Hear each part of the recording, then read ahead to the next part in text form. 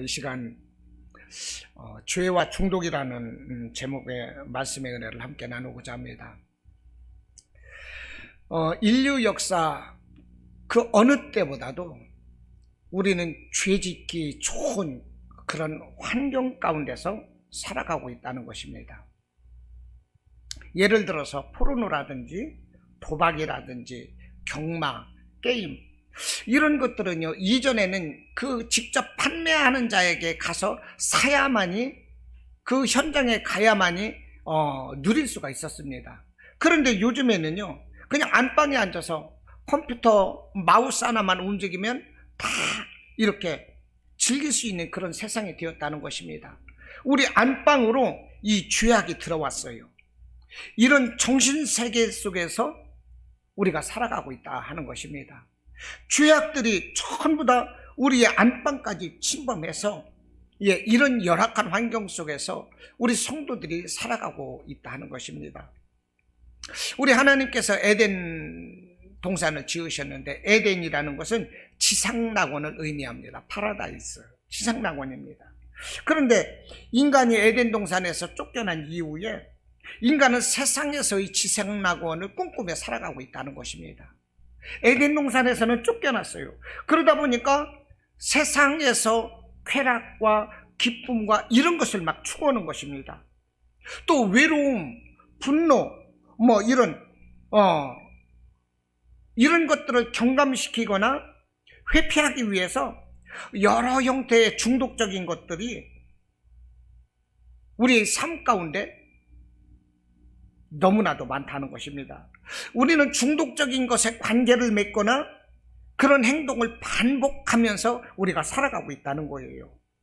그런데 이 중독적인 것들을, 이 중독적인 우리의 행동을 성경에서는 죄다 이렇게 규명하고 있다는 것입니다. 이 중독적인 이와 같은 것이 죄이며 우상숭배다 이렇게 말을 하고 있다는 것입니다. 여러분, 안타깝게도 이 사람들은 이 죄악과 중독 현상에 더욱더 집착하고 있고 즐기고 있고 이것이 생활화되고 있다는 것입니다.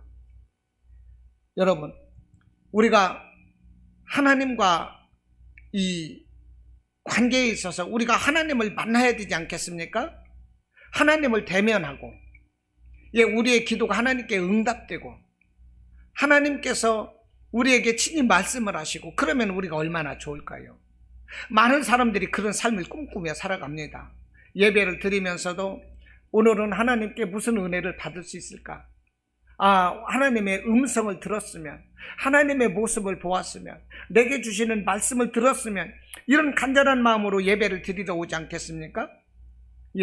그런데 우리가 왜 하나님께 응답받지 못하고 하나님과의 관계가 왜 멀어지는 걸까요?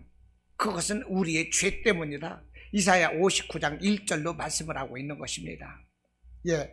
하나님의 손이 짧아서 구원치 못하시는 것이 아니라 여호와의 귀가 둔하여 듣지 못하는 것이 아니다 말씀을 하고 있어요.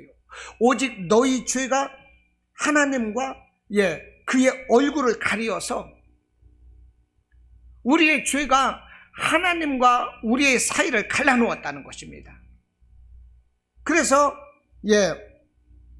너희에게서 듣지 않으시게 함이니라 이렇게 말씀을 하고 있는 거예요. 우리의 죄 때문에, 할렐루야, 왜 하나님께 응답을 못 받는 거예요? 왜 하나님께 나가지 못하는 거예요? 왜 하나님의 살아계신 것을 알지 못하는 것입니까? 우리의 죄 때문이에요. 우리의 죄. 그런데 사람들은 그걸 몰라요. 교회가 옛날 같지 않네, 요즘에는 은혜가 예전 같지 않아, 사람들이 그럽니다. 그것이 내 문제지 하나님의 문제입니까? 하나님은 어제나 오늘이나 동일하시고 문 밖에 서서 나를 찾고 계시는 거예요. 놓고 하신대요. 내가 너와 들어가서 너와 더불어 먹고 너는 나와 더불어 먹으라. 우리 주님은 이렇게 말씀을 하시는 거예요. 지금도 우리의 마음의 문을 놓고 하시는 거예요. 그런데 우리가 문을 걸어 닫고 있어요. 우리의 죄가 하나님과 우리의 사이를 갈라놓고 있어요. 그러니 하나님을 우리가 가까이 만날 수가 없는 것입니다. 왜 이렇게 죄가 우리와 하나님 사이를 갈라놓고 있는 것입니까? 우리가 죄에 중독이 되어버렸다는 거예요. 중독이 얼마나 무섭습니까? 마약에 중독된 자는 그 마약으로 인해서 망해버려요. 그냥 그 금단현상을 이기지 못하고 계속적으로 마약을 찾게 됩니다. 그러면 마약으로 인해서 그 사람은 막 마약을 나누면 떨게 되고, 마약을 하면은 기쁨은 오게 되는데 환청을 보고 환각작용에 빠지게 되고, 그러면서 엉뚱한 짓을 하게 되는 거예요. 그 인생이 패망을 하는 것입니다. 이것이 바로 중독이다 하는 거예요. 우리가 이와 같이 하나님이 슬퍼하시는 그런 죄악 가운데 우리가 중독되어 있다니까요. 우리 이것을 심각하게 받아들여야 되는 것입니다. 요즘 코로나 때문에 비대면 예배라고 하지 않습니까? 그러다 보니까 사람들이 이것을 즐기고 있는 거예요. 비대면 예배를 즐기고 있어요. 예배 시간에 11시 예배 되면 들어가야 될 거 아니겠어요? 11시 예배에 안 들어와. 비대면 예배 드린다고 해놓고 나서도 안 드려. 모르는 줄 알고 있지만 나는 지금 보여. 접속자가 0이라는 게. 비대면 예배 드리다 보니까 좀 옷이라도 단정하게 입고, 11시 보통 예배 11시 그동안에 예배를 드렸으면 11시 예배를 이 앞에서 찬송부터 따라서 부르면서 예배를 드려야 될 거 아닙니까? 옷도 좀 잘 입고 가족들이 단정하게 둘러앉아서. 그런데 그렇질 않아요. 메리아스 바람으로 그냥 반바지 입고 그냥 예배 드리는 거야. 11시 예배 드리는 거 오후 2시 3시 예배 드려요. 왜 그렇습니까? 밤새고 컴퓨터 있거든. 밤새고 컴퓨터 해가지고 눈알이 파괴갖고 토끼 눈깔이 돼가지고 11시에 일어날 수가 없는 거야. 그러니 2시 3시 예배를 드리는 거예요. 반바지 입고 메리아스 바람으로. 이것이 하나님이 기뻐하시는 것입니까? 아닌 거예요. 사람들이 이렇게 중독돼 가고 있어요. 세상에 중독되어 가고 있다는 것입니다. 지금 코로나19 전염병으로 인해서 예배가 위축되고 예배가 변질되고 있다는 것입니다. 그래서 땅 끝까지 우리는 복음의 증언으로 살아야 된다고 우리 예수님은 말씀을 하셨어요. 그런 성도들의 그 가치관과 사명이 지금 희박해지고 있다는 것입니다. 지금은 이 모든 것으로부터 다시 시작할 때인 거예요. 우리의 무너진 그 예배 개념으로부터 우리는 다시 그런 그 나태한 것, 태만한 것, 이런 것에서 우리는 뛰쳐나와서 다시 시작해야 되는 것입니다. 교회의 근본으로 돌아가야 돼요. 교회의 기초를 우리는 다시 견고하게 다시 세울 때다 하는 것입니다.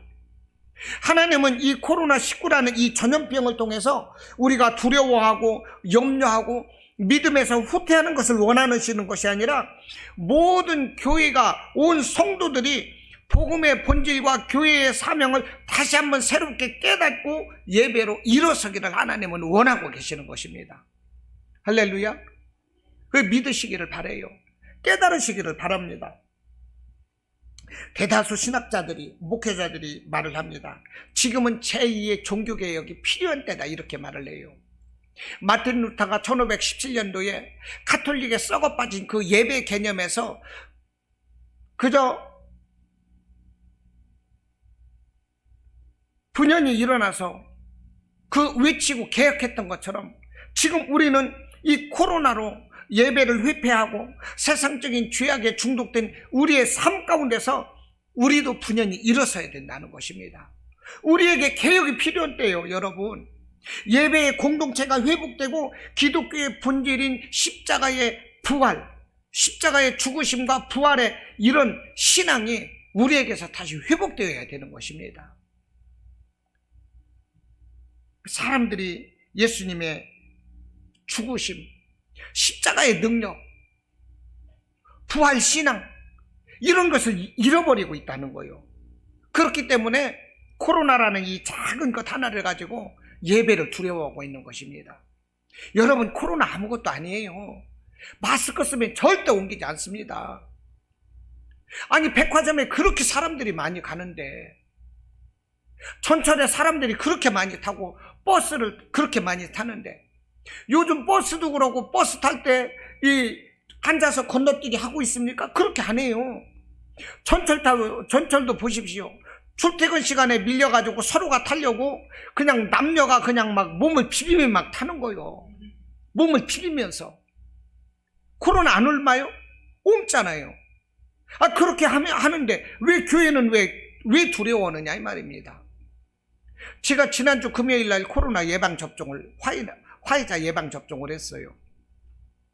들어가서 맞을 때도 이렇게 순번호 정해서 대기 번호에 따라서 앉아 있는데, 이런 의자가 있으면 의자 하나씩 건너서 앉는 거야.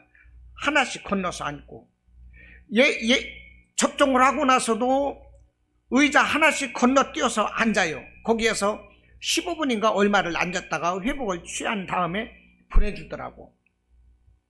그게 얼마나 위험합니까?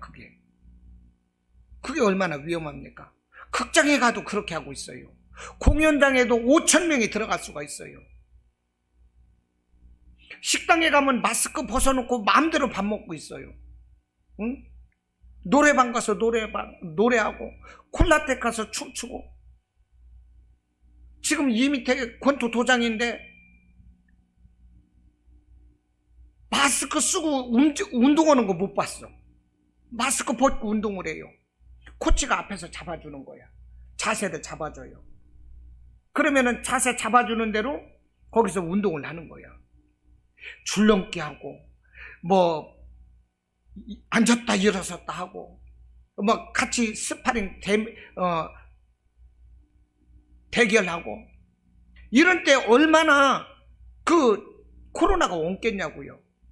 그런데도 이 교회만 이 예배를 지금 드리지 말라는 것입니다. 왜 그렇습니까? 이게 기독교를 박해하고 있는 거예요. 그런데 사람들이 이것을 모르고 정말로 교회 오면 죽는 것처럼 교회를 안 나와요. 교회 오면 죽는 것처럼 교회를 안 나와요. 이게 문제인 거예요.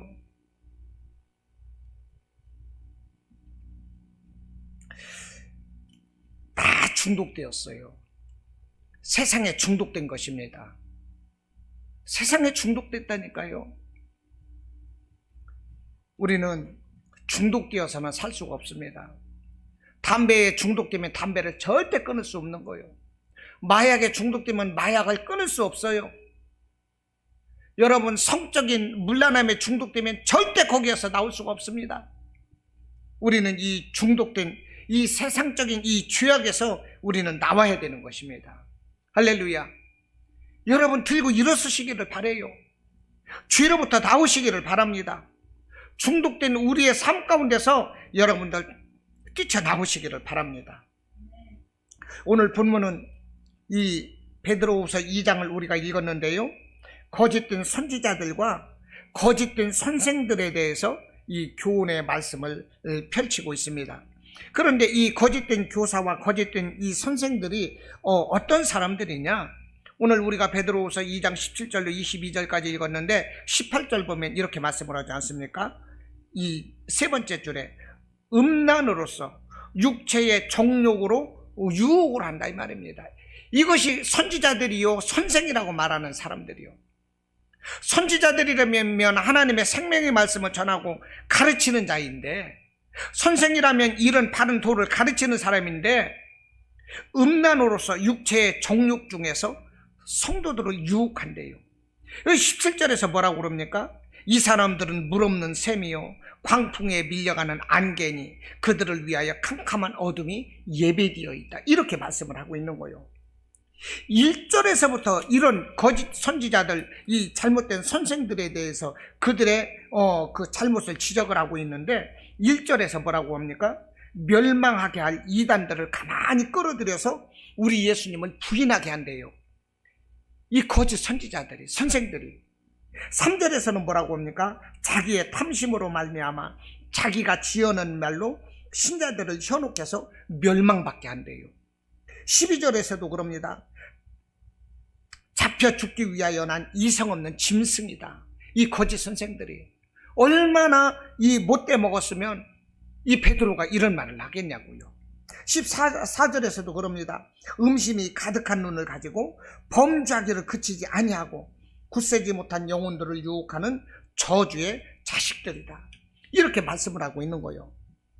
이 거짓 교사, 이 거짓 선지자들이 이런 삶을 살아가고 있다는 것입니다. 그래서 오늘 성경 말씀은 이와 같이 거짓된 선생들의 위험을 알리는 것이고요, 그들의 거짓된 미혹에서 어떻게 대처해야 할 것인가를 오늘 본문을 통해서 신자들에게 훈계하고 있다는 것입니다. 정말 오늘 이 시대가 그런 사회 아니겠습니까? 거짓과 비진리가 가득한 이런 삶 가운데서 우리가 살아가고 있어요. 이단들이 넘쳐나고 있어요. 신천지 아직도 활기를 치고 있습니다. 우리 교회에 한 주에 한 번씩 편지를 보내는 것 같아요. 신천지에서 계속적으로 편지를 보내는 거예요. 아니, 지들이나 잘하면 그만이지 왜 교회에다가 편지를 왜 보내냐고. 교회가 잘못됐다고 왜 지적질 하냐고. 응? 지들이나 잘하지. 우리는 이와 같이 잘못된 선생들, 잘못된 거짓 선지자들, 이런 비진리가 넘쳐나는 그런 시대를 우리가 살아가고 있는 것입니다. 거기에 우리가 중독돼 가고 있어요. 아주 주위에 쪄들어서 살아가고 있다는 것입니다. 거기에서 우리가 나와야만 되는 것입니다. 오늘 20절 보면 이렇게 말씀을 합니다. 다시 그 중에 얽매이고 지면 그랬어요.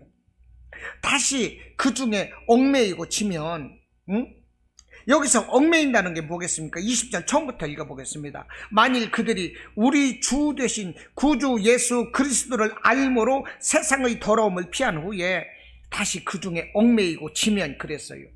얽매인다는 것은요, 올가미를 씌운다 이런 뜻으로 해석할 수가 있는 거예요.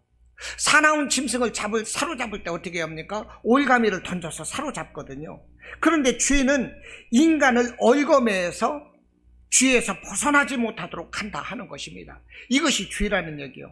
우리는 죄의 올가미에 우리는 다 이 가로채여서 죄의 종노릇하며 살아가고 있다는 것입니다. 이미 그 죄에 우리가 중독이 되어버렸어요. 죄에 중독이 되어버렸어요. 그러므로 이 중독에서 벗어나자는 것입니다.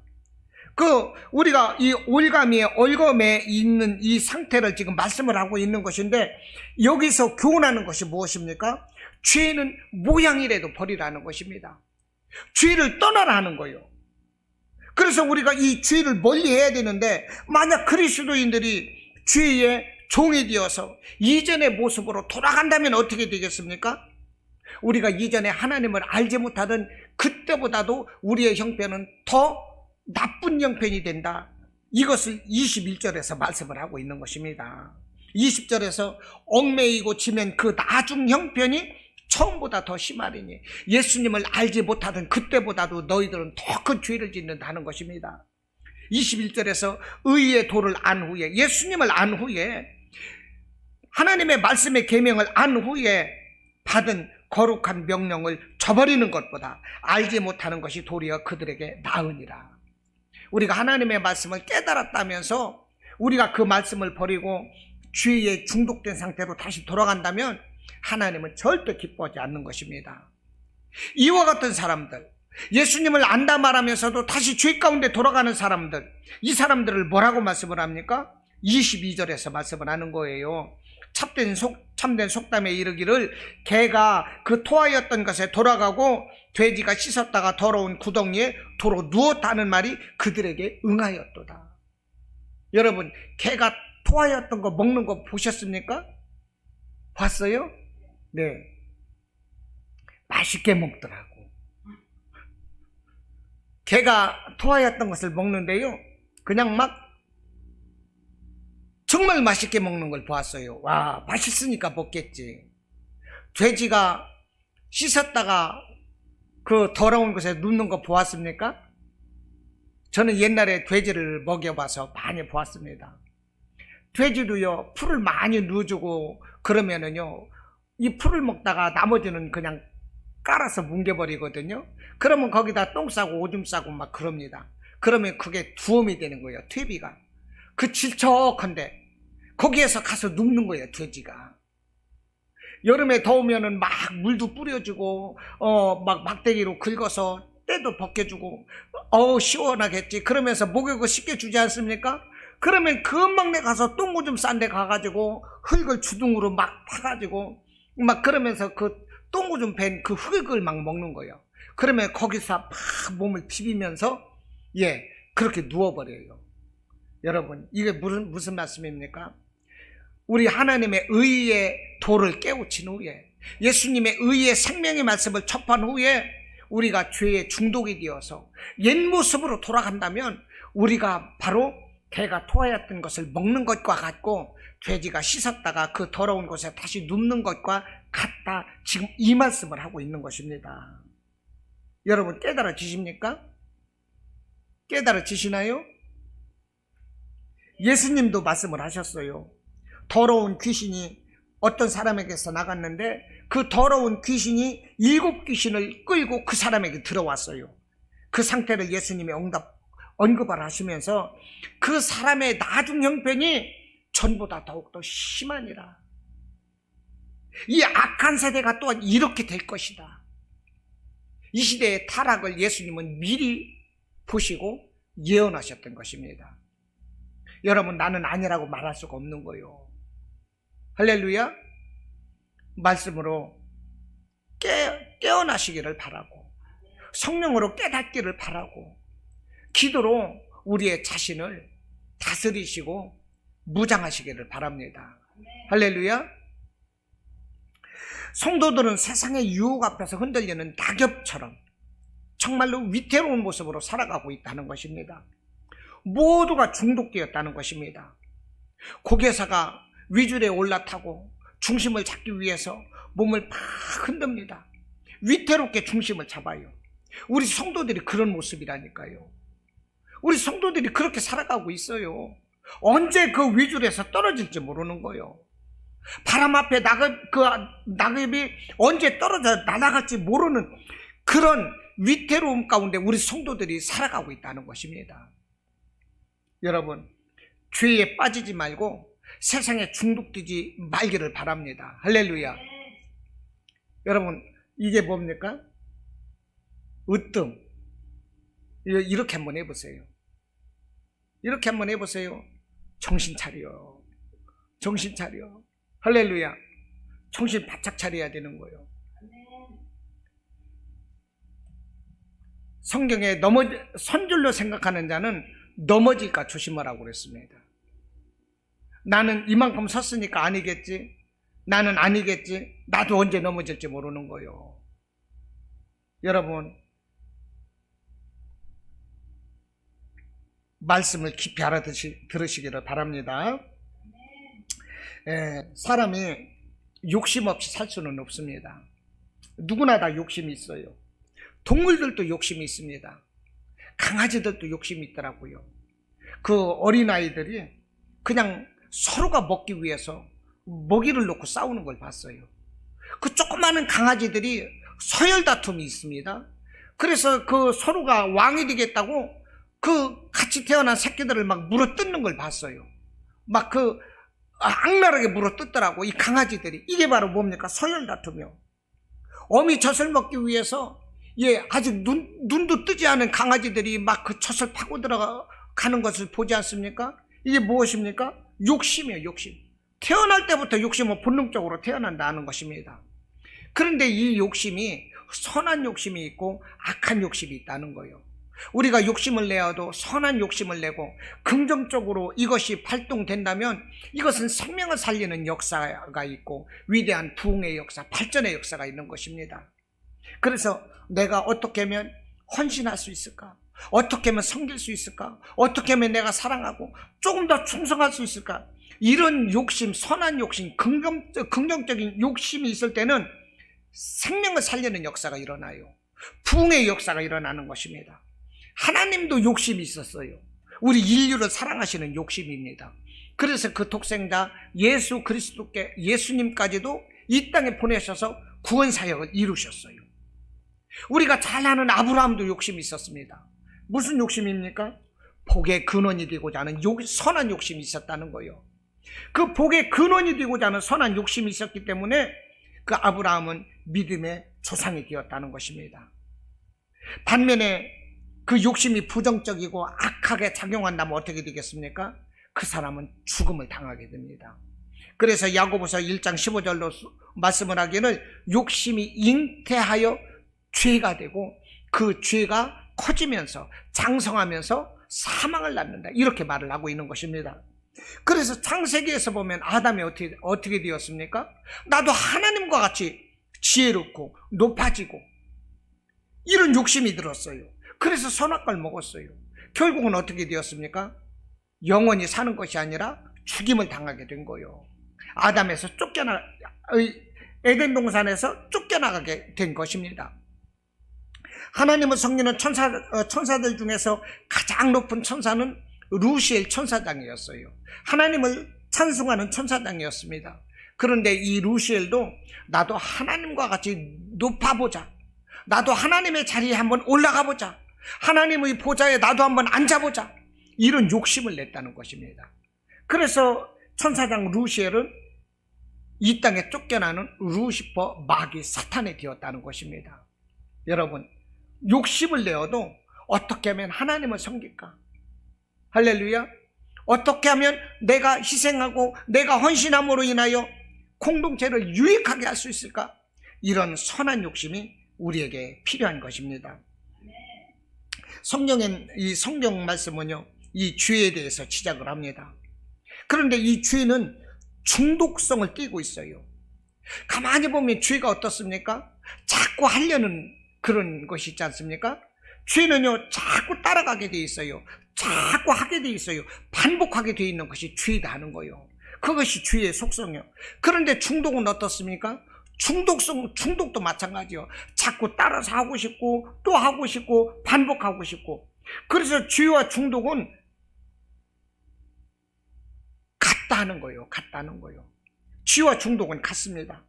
그래서 저는 이 시간 우리가 중독될 수 있는 이런 중독의 현상들을 살펴보면서 우리 안에 있는 죄의 모습도 함께 살펴보고자 하는 것입니다. 우리가 왜 살아가면서 세상적인 것에 중독되는 걸까요? 왜 중독에 빠지는 걸까요? 그것은요, 몇 가지 요인이 있습니다. 첫째는 우리가 중독에 빠지는 것은 우리가 조절 능력을 잃어버릴 때 우리가 중독에 빠집니다. 그래서 우리가 분노 조절이라든지 자기 만족을 이루지 못할 때에 대리만족 차원에서 다시 찾게 되는 것, 이것이 바로 중독이라는 거예요. 예를 들면 내가 막 분노를 하고 내가 심한 외로움에 빠져 있어. 내가 무엇을 하다가 지쳤어요. 탈진돼 있어. 그리고 내가 지금 성령 충만하지 못하고 나태해져 있거든요. 이럴 때 중독에 취약하다는 것입니다. 이 조절 능력을 잃어버리게 된다는 거예요. 이런 때는. 그럴 때 옛날에 내가 했던 그것을 다시 찾게 된다는 것입니다. 이것이 바로 중독이라는 거죠. 조절 능력을 상실하면 다시 그 중독 현상을 다시 찾게 된다는 거예요. 이 중독을 조절할 수 있는 이 기능이 우리의 이 몸에서 그 기능을 상실할 때 우리는 중독 현상에 다시 빠지게 된다는 것입니다. 그리고 중독은 현실적인 쾌락으로 우리를 보상하기 때문에 또 중독에 빠지게 된다는 것입니다. 예를 들어서 내가 술 중독자라면 술을 먹으면 어떻습니까?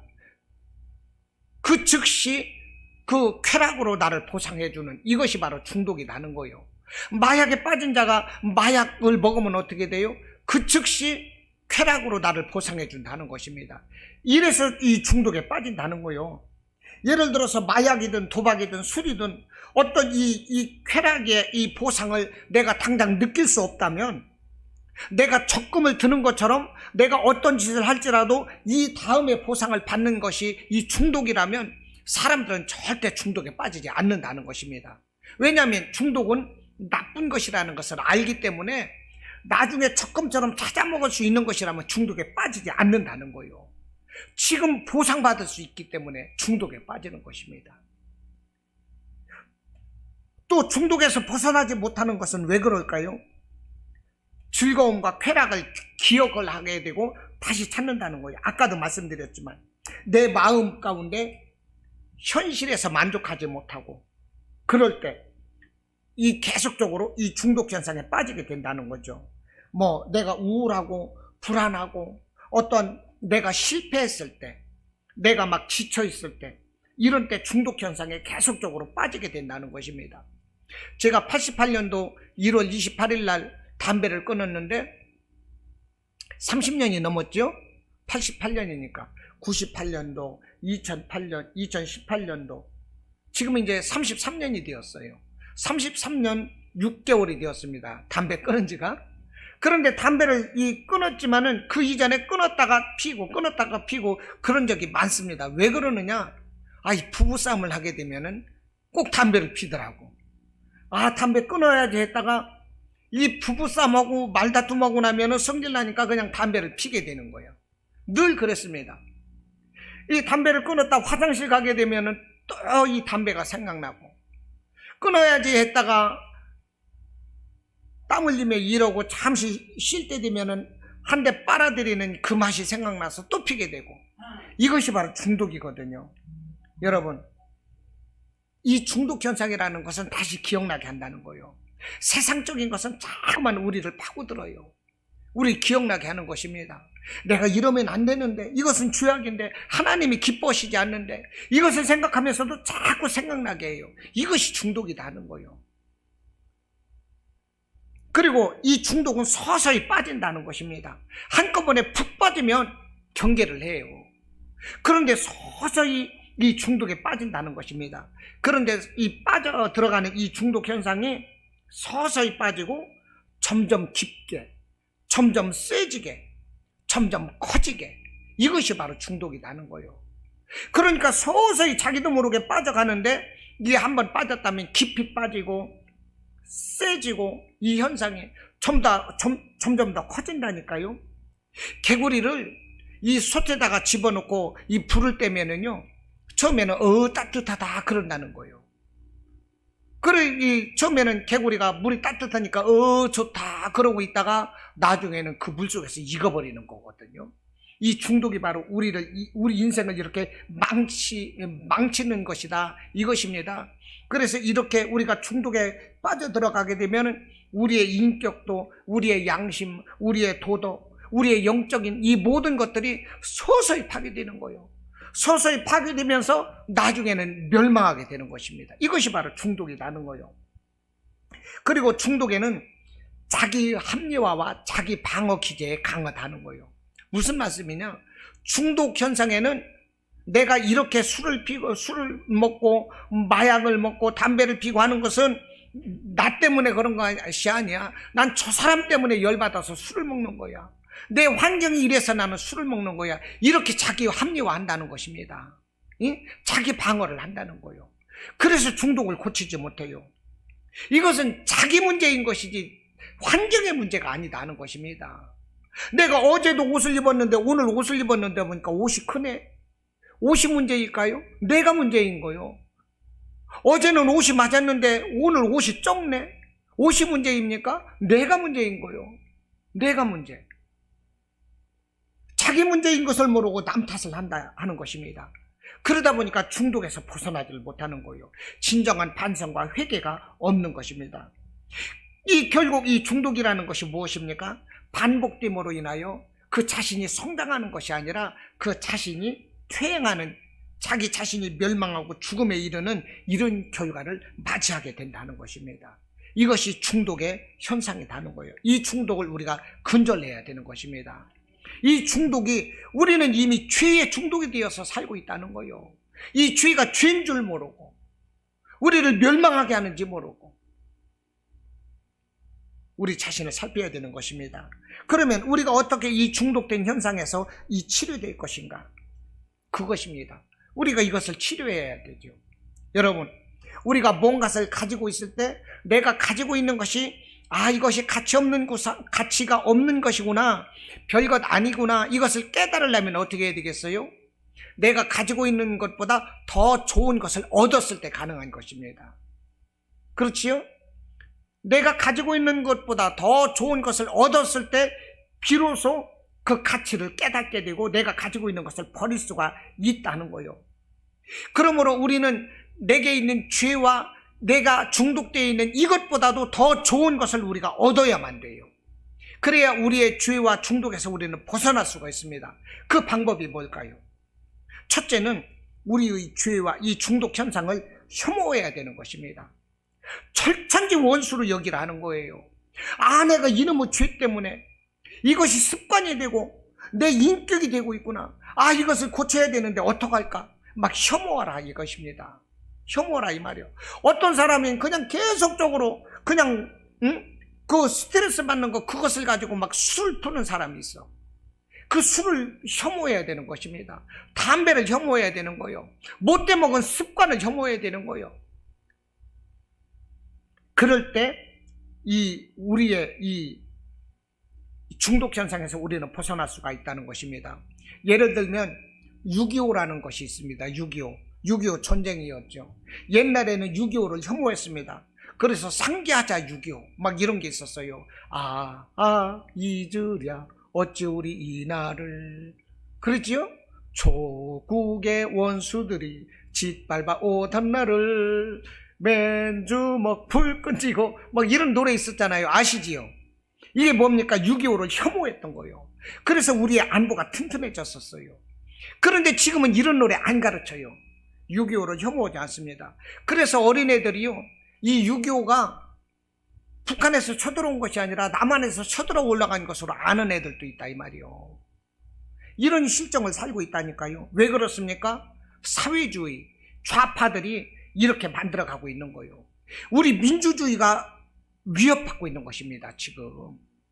지금 이런 시대를 우리가 살고 있다니까요.